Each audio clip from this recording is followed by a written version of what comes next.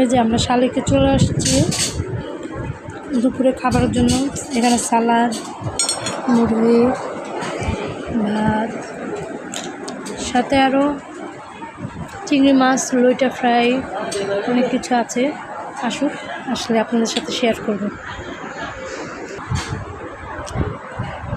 এটা সুন্দর কেন আছে, সুন্দর।